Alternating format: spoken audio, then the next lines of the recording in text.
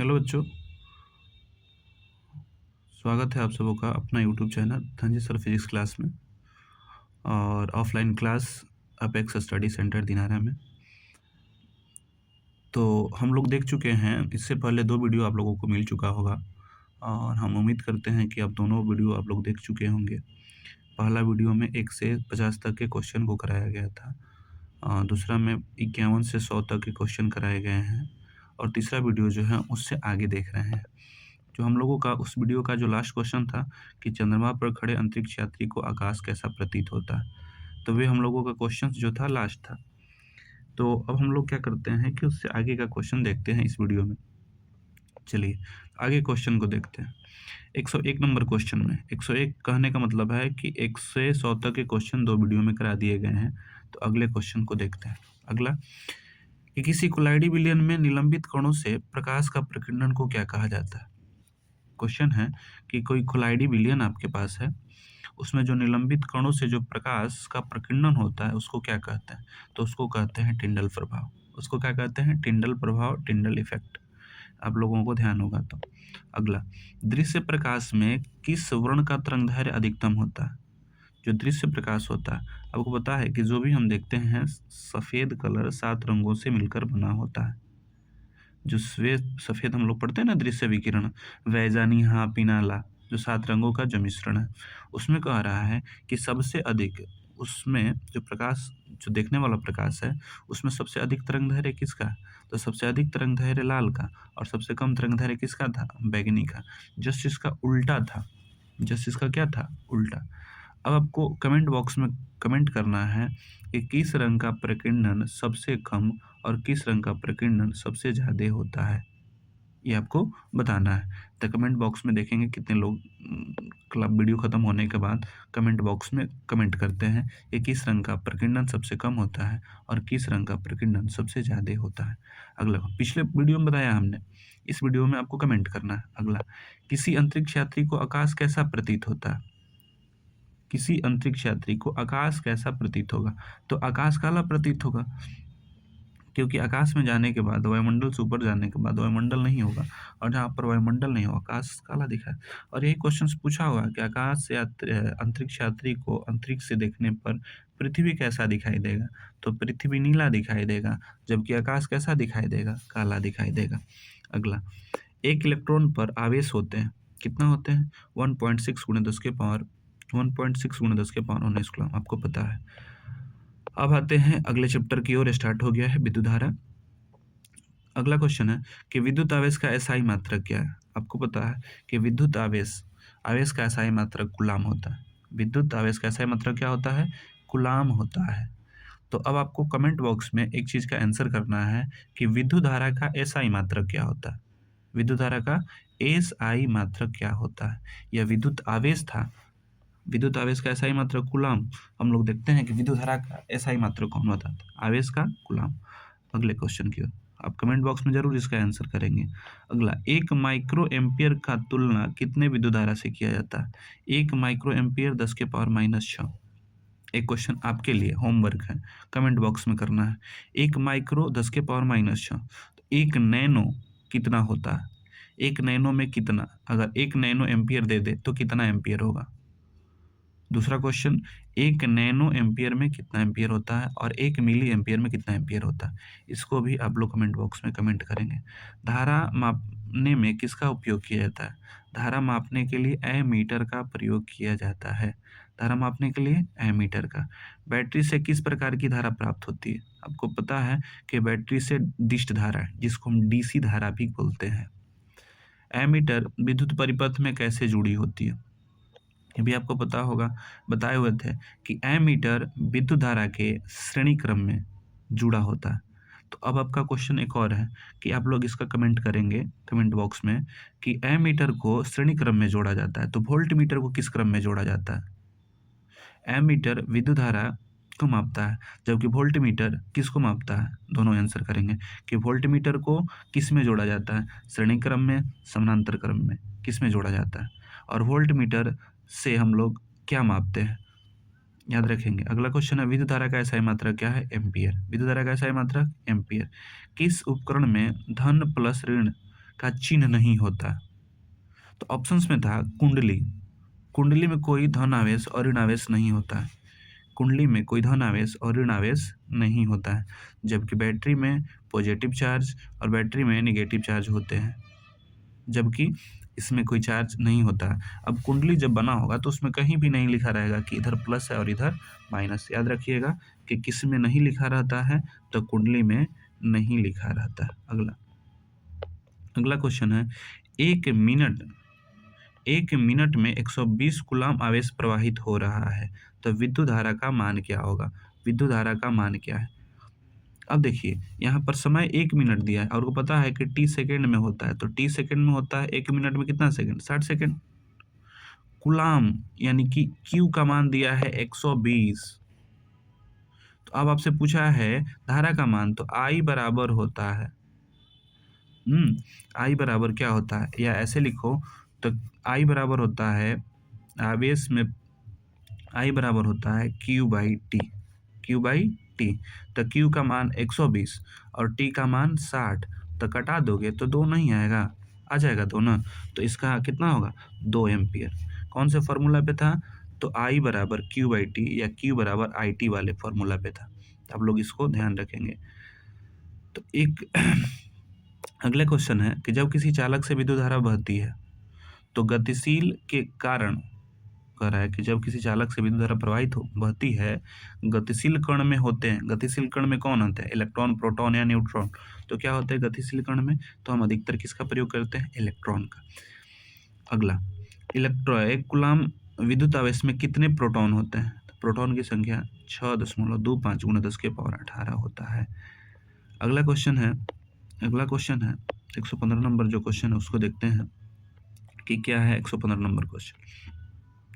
किसी चालक तार से प्रवाहित विद्युत धारा में गतिशील कण होते हैं। गतिशील कण कौन होते हैं? इलेक्ट्रॉन होते हैं। विद्युत आवेश में प्रवाह के दर को क्या कहते हैं? विद्युत धारा कहते हैं। आवेश में प्रवाह के दर को विद्युत धारा कहते हैं। आई बराबर क्यू टी होता है। विभवांतर का SI मात्रक क्या होता है? वोल्ट। विभवांतर का SI मात्रक वोल्ट। 18 नंबर क्वेश्चन, किसी वोल्ट मीटर के स्केल पर,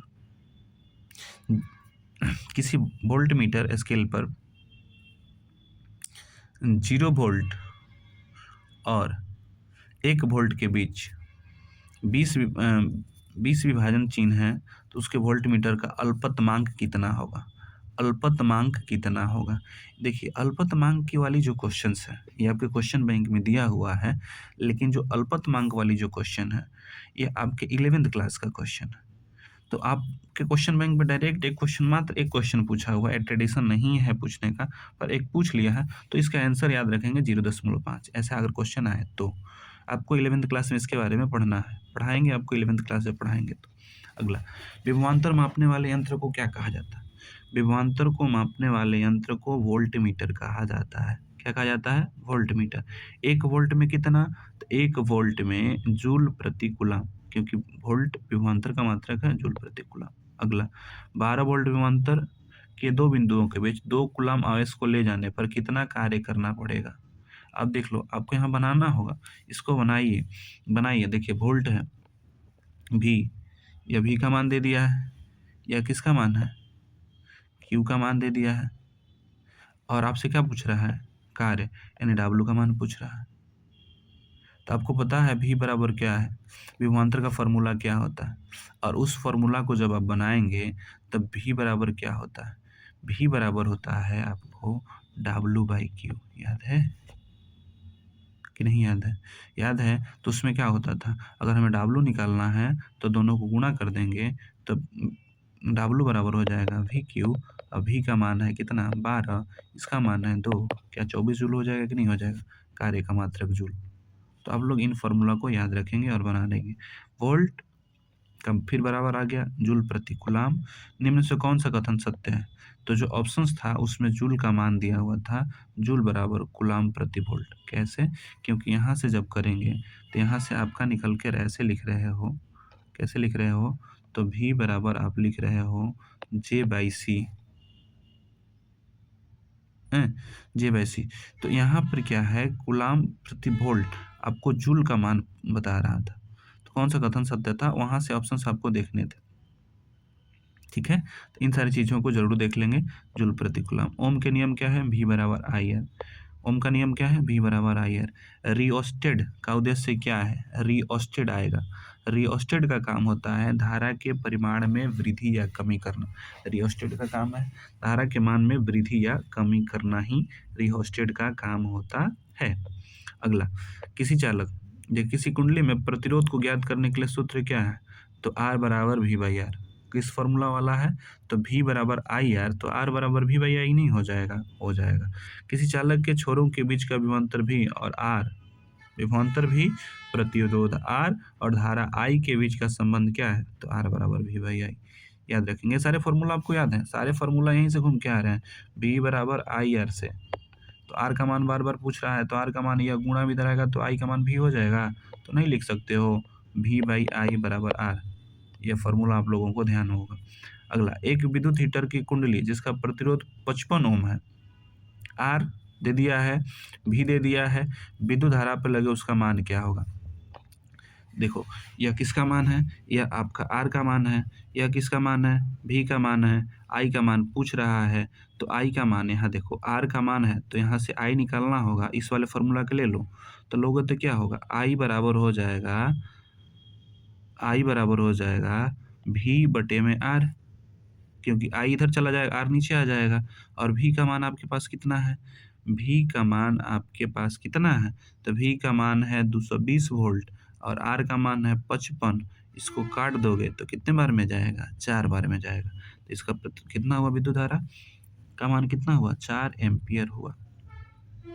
अगला क्वेश्चन आते हैं 129 नंबर क्वेश्चन। 129 नंबर क्वेश्चन क्या कर रहा है उसको देखते हैं।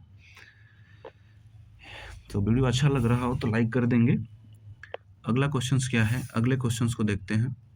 अगला क्वेश्चन है कि विद्युत का अच्छा चालक कौन है? चांदी। विद्युत का अच्छा चालक कौन है? चांदी। एमीटर का प्रतिरोध, देखिए यहाँ पर दोनों क्वेश्चन बहुत बढ़िया है। एमीटर का प्रतिरोध क्या होता है? एमीटर का प्रतिरोध बहुत छोटा होता है, या उसी को हम कह सकते हैं कि एमीटर का प्रतिरोध शून्य होता है। तो वोल्ट मीटर का प्रतिरोध क्या होता है? तो याद रखेंगे, एमीटर का प्रतिरोध बहुत छोटा या शून्य होता है, जबकि वोल्ट मीटर का प्रतिरोध अनंत माना जाता है। दोनों ही क्वेश्चन को याद रखेंगे। अगला क्वेश्चन है कि विद्युत बल्ब का तंतु बना होता है। विद्युत बल्ब का तंतु किसका बना होता है? टंगस्टन का। विद्युत बल्ब का तंतु किसका बना होता है? टंगस्टन का। विद्युत बल्ब का फिगर भी याद रख के जाएंगे। कौन सा विद्युत का सबसे अच्छा चालक है? कौन विद्युत का सबसे अच्छा चालक? अभी ऊपर आया चांदी, फिर यहाँ भी चांदी आ गया। किसी चालक की प्रतिरोधकता, यहाँ प्रतिरोधकता है, प्रतिरोध नहीं है, देख लेंगे क्वेश्चन को, ध्यान से पढ़ेंगे। प्रतिरोधकता है, और प्रतिरोधकता का एसआई मात्रक ओम मीटर होता है, और प्रतिरोध का एसआई मात्रक ओम होता है। प्रतिरोधकता का एसआई मात्रक ओम मीटर, जबकि प्रतिरोध का एसआई मात्रक ओम होता है। अगला, चालक का प्रतिरोध निर्भर नहीं करता है। निर्भर नहीं करता है, तो याद रखेंगे किस पर करता है? चालक का प्रतिरोध किस पर करता है? तो आपको याद होगा कि हम लोग पढ़ते थे कि R बराबर जो होता था कि जो R है उसके लंबाई पर, उसके क्षेत्रफल पर और पदार्थ के परिमाण पर। ऐसे पढ़ते थे कि जो पदार्थ है, जो प्रतिरोध है, उसके लंबाई और उसके क्षेत्रफल और पदार्थ के परिमाण, इन तीनों चीज़ों पर निर्भर करता था। अगर किसी वस्तु की लंबाई बढ़ा दी जाती थी तो उसका प्रतिरोध भी बढ़ जाता था। किसी वस्तु की लंबाई बढ़ाने से उसका प्रतिरोध बढ़ जाता था, जबकि उसके उस तार की लंबाई न बढ़ाकर सिर्फ उसके क्षेत्रफल को बढ़ा दिया जाए तो होता था। R बराबर होता था ना L/A, ए स्क्वायर जो होता था। नहीं कहते थे कि लंबाई बढ़ेगा प्रतिरोध बढ़ेगा, यहाँ पर क्षेत्रफल होता था तो क्षेत्रफल बढ़ाने से प्रतिरोध का मान घटता था। अब कहा किस पर निर्भर नहीं करता है, तो वहाँ ऑप्शन के अनुसार किस पर निर्भर नहीं करता था, तो वहाँ पर था कि चालक में प्रवाहित विद्युत धारा के मान पर, क्योंकि दो ही इस पर निर्भर नहीं करता है ना। निर्भर किस पे करेगा? उसके लंबाई पे, दूसरा उसके क्षेत्रफल पे, और तीसरा किस पदार्थ का बना है, लोहा का है, तांबा का है, चांदी का है, किस पे, इन सारी चीज़ों पे। तो धारा पे निर्भर नहीं करता है उसके प्रतिरोध का मान। ताप बढ़ाने से चालक के प्रतिरोध ताप बढ़ाने से यहाँ चालक की बात कह रहा है। ताप बढ़ाने से अगर चालक का प्रतिरोध क्या होगा, तो जितना अधिक गर्म होगा उसका प्रतिरोध उतना ही अधिक होगा। चालक का प्रतिरोध ताप बढ़ाने पर बढ़ता है। लिखवाए थे कि चालक का प्रतिरोध ताप बढ़ाने पर बढ़ता है, जबकि अर्धचालक में जस्ट इसका उल्टा था। अर्धचालक में इसका उल्टा क्या था, ताप बढ़ाने से उसका प्रतिरोध क्या होता है, घटता है। प्रतिरोध का SI मात्रक ओम। प्रतिरोध का SI मात्रक क्या होता है, ओम। अगला क्वेश्चन है, समानांतर क्रम में संयोजित प्रतिरोधों की संख्या घटाने के उपरांत क्या है कि समानांतर क्रम में संयोजित प्रतिरोधों की संख्या घटाने के उपरांत संयोजित प्रतिरोधों का कुल प्रतिरोध क्या होगा। कह रहे समानांतर क्रम में कैसे आप जोड़ते थे, 1/R1 + 1/R2 ऐसे ही जोड़ते थे और डैश डैश डैश करते थे। तो आपको पता है कि 1/R1 + 1/R2 ऐसे था, तो नीचे इसका मान था। तो जब समानांतर क्रम में कोई चीज़ों को आप संयोजित करते हैं, जब समानांतर क्रम में चीज़ों को जोड़ते हैं, प्रतिरोधों की संख्या घटाने के उपरांत संयोजित प्रतिरोधों की कुल संख्या कितनी होगी, तो उसका घटता है। समानांतर क्रम में क्या होता है, घटता है, क्योंकि इसके नीचे बढ़ते जाता है, नीचे का मान बढ़ते जाएगा तो ऊपर का मान क्या होगा, घटेगा। तो याद रखेंगे कि अगर समानांतर क्रम में है तो उस वस्तु का मान जो है घटेगा। तो चलिए देखते हैं अगला क्या क्वेश्चन था। 36 नंबर क्वेश्चन था कि प्रतिरोध का SI मात्रक क्या है, तो ओम था। 37 नंबर क्वेश्चन भी हो गया है। अगला है 38 नंबर क्वेश्चन। R ओम प्रतिरोध वाले N प्रतिरोधों को समानांतर क्रम में जोड़ने पर समतुल्य प्रतिरोध कितना होगा। अब देख लो यहाँ पर क्वेश्चन क्या है कि R ओम है, यानी कि R का मान जो है r है, और N प्रतिरोध को समानांतर क्रम में जोड़ रहा है, तो समतुल्य प्रतिरोध क्या होगा। मतलब वो ऐसे लिखेगा 1/R1 + 1/R2 + 1/R3 dot dot dot dot Rn होगा। तो उसका समतुल्य प्रतिरोध क्या होगा, R/N। क्या होगा, R/N होगा। ये सारी चीज़ें पढ़ाई गई हैं, ध्यान रखिएगा। अगला है कि 10 ओम और तथा 20 ओम के दो प्रतिरोधों को श्रेणी क्रम में जोड़ा जाता है। तो श्रेणी क्रम में जोड़ने के लिए तो कोई झंझट ही नहीं है। श्रेणी क्रम में जोड़ना होगा तो 10 और 20 को आराम से जोड़ लेंगे। 10 और 20 को जोड़ेंगे तो कितना हो जाएगा, 30। कितना हो जाएगा, 30 हो जाएगा। अगला, एक विद्युत सेल से विद्युत धारा प्राप्त करने पर इसके सिरों के बीच विभवांतर का मान कितना होगा। एक विद्युत सेल से धारा प्राप्त करने पर इसके सिरों के बीच का विभवांतर का मान कितना होगा। अगला मतलब कह रहा है कि एक विद्युत सेल है जिसके धारा प्राप्त करने के लिए इसके सिरों के बीच का विभवांतर का मान कितना होगा, तो विद्युत वाहक बल से कम होगा। विद्युत वाहक बल से कम। बात नहीं समझ में आया कि जब विद्युत सेल जब बैटरी लेते हैं तो उससे धारा से प्राप्त करने पर इसके सिरों के बीच का विभवांतर का मान विद्युत वाहक बल से कम होता है। इस बात को ध्यान रखेंगे। अगला, जब एक से अधिक प्रतिरोध को श्रेणी क्रम में जोड़ा जाता है, जब एक से अधिक प्रतिरोधों को श्रेणी क्रम में जोड़ा जाता है तो कौन सी भौतिक राशियाँ उनमें समान रहती हैं। तो श्रेणी क्रम में बताए थे कि श्रेणी क्रम में धारा समान रहता है। धारा क्या रहता है, समान, जबकि विभवांतर भिन्न भिन्न। श्रेणी क्रम में धारा का मान समान रहती है, विभवांतर भिन्न भिन्न रहती है, और समानांतर क्रम में धारा का मान भिन्न भिन्न और विभवांतर समान होता है। ये चीज़ें आपको बताएं, तो इस बात को जरूर ध्यान रखेंगे। श्रेणी में धारा समान, श्रेणी में I समान, भी भिन्न भिन्न। समानांतर में भी होगा क्या, I भिन्न भिन्न होगा और भी क्या होगा, समान होगा। तो इन बातों को ध्यान में रखेंगे। 1 जूल का मान कितना होता है, तो 0.2 कैलोरी, 0.24 कैलोरी होता है। अगला क्वेश्चन आते हैं। अगला क्वेश्चन है 143 नंबर। ऊर्जा का SI मात्रक क्या होता है। ऊर्जा का SI मात्रक जूल होता है। ऊर्जा का SI मात्रक क्या होता है, जूल। विद्युत फ्यूज धारा, ऊर्जा का SI मात्रक जूल। विद्युत फ्यूज धारा के किस प्रभाव पे, तो विद्युत धारा के उसमें प्रभाव पर आधारित होता है। विद्युत फ्यूज विद्युत धारा के किस प्रभाव पे आधारित होता है, तो उसमें प्रभाव पर आधारित होता है। विद्युत हीटर की तार कुंडली की बनी होती है, किसकी, नाइक्रोम की। विद्युत हीटर की तार किस कुंडली की बनी होती है, नाइक्रोम की तार की बनी होती है। विद्युत हीटर की तार कुंडली की बनी होती है, नाइक्रोम की। किसी परिपथ का वह गुण जो विद्युत ऊर्जा को उसमें ऊर्जा में बदल देता है उसको प्रतिरोध कहते हैं। किसी परिपथ का वह गुण जो विद्युत ऊर्जा को उसमें ऊर्जा में बदल देता है उसको प्रतिरोध कहते हैं। विद्युत ऊर्जा को किस में बदल देता है, उसमें ऊर्जा में। विद्युत ऊर्जा का व्यापारिक मात्रक क्या है, विद्युत ऊर्जा का व्यापारिक मात्रक किलोवाट घंटा, जिसको कि हम यूनिट भी कहते हैं। विद्युत ऊर्जा का व्यापारिक मात्रक क्या है? किलोवाट घंटा यानी यूनिट होता है। अगला, निम्न में से किसका अर्थ जल होता है? हाइड्रो। हाइड्रो का अर्थ क्या होता है? जल। विद्युत शक्ति का एसआई मात्रक क्या होता है? विद्युत शक्ति का एसआई मात्रक वाट होता है। विद्युत शक्ति का एसआई मात्रक क्या होता है? वाट होता है। विद्युत शक्ति का एसआई मात्रक क्या होता है? वाट। किसी बल्ब पर 220 वोल्ट पर 2 एम्पीयर की धारा प्रवाहित होती है। किसी बल्ब पर 220 वोल्ट पर 2 एम्पीयर की धारा प्रवाहित होती है, तो फिलामेंट में प्रतिरोध होता है। तो यहाँ पर V का मान, यहाँ पर I का मान, तो R का मान निकल सकता है V बराबर आई आर से। V बराबर आई आर से। तो क्या R बराबर यहाँ नहीं निकाल सकते हो आप कि R बराबर क्या होता है? V बराबर आई आर। V बराबर आई आर। तो R बराबर क्या होगा? V बटे में आई। V बटे में आई। तो V मेरा कितना है? 220। I से भाग कर देंगे तो कितना आ जाएगा? 110। आई होप आप लोगों को समझ में आ रहा होगा। अगला क्वेश्चन है, 1 किलोवाट घंटा निम्नलिखित में से किसके बराबर है? 1 किलोवाट घंटा 3.6 गुणे 10 के पावर 6 जूल के बराबर होता है। फिर यहाँ पर भी बना लोगे। यहाँ पर P का मान दिया हुआ है, V का मान दिया हुआ है और R का मान पूछ रहा है, तो आप फॉर्मूला लगा लोगे। क्या लगा लोगे? लगा के आप फॉर्मूला से है एम्पियर का मान निकाल सकते हो।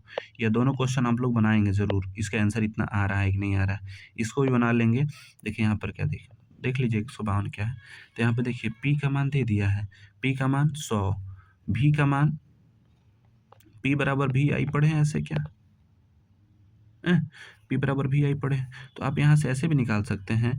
P का मान दिया हुआ है, मान के चलिए 100, और V का मान दिया है, तो I का मान निकाल सकते थे और I का मान निकाल सकते थे, तो फिर इस सारी चीज़ों को कर सकते थे। तो देखिए यहाँ से आपका मान क्या पूछा? I का मान ही पूछा है ना। P का मान कितना? 100 और V का मान कितना? 250। तो I का मान निकालोगे तो कितना होगा? 100 अब बटे में 250। तो अगर एक जीरो से एक जीरो घटाएंगे या जीरो को रहने दें, इसको घटाएंगे तो 4, तो 0.4 एम्पियर नहीं आ जाएगा। फॉर्मूला P बराबर भी आई पर लगा के आप बना सकते हैं। 153 नंबर क्वेश्चन है कि किसी विद्युत बल्ब पर 220 वोल्ट तथा 100 वाट का अंकित है। 110 वोल्ट को प्रचलित करने के लिए उसे कितना होगा? देखिए 220 वोल्ट पर 100 वाट, तो 120 पर उसका क्या होगा? आधा। 220 का 100, तो 110 का कितना? 50 वाट होगा। अगला, निम्नलिखित में से कौन सा पद विद्युत परिपथ में शक्ति के रूप में निरूपित नहीं है? तो ऐसा कोई फॉर्मूला नहीं है विद्युत परिपथ में शक्ति के लिए, क्योंकि फॉर्मूला ई नहीं है। ठीक है, P बराबर भी आई होता है, P बराबर भी आई होता है, फिर भी वाला आई बराबर आई स्क्वायर, ऐसा कोई फॉर्मूला वहाँ से P का नहीं आता है, याद रखिएगा। निम्नलिखित में से कौन सा मात्रक वाट के बराबर होता है? कौन सा मात्रक वाट के बराबर होता है? तो जूल प्रति सेकंड। जूल प्रति सेकंड जो है वाट के बराबर होता है। तो इस वीडियो में इतना ही रखते हैं 155 नंबर तक। फिर अगले वीडियो में इससे आगे की ओर करेंगे। तो आई होप कि यह वीडियो भी आप लोगों को अच्छा लगा होगा। तो यह आपका पीछे के जितने भी वीडियो हैं सारे वीडियो को देख लीजिए और एग्ज़ाम से पहले सारे वीडियो आप लोगों को मिल जाएगा। तो खूब पढ़ते रहें, ध्यान से पढ़ें और अच्छे से तैयारी करते हैं। तब तक के लिए आज के लिए इतना ही रखते हैं।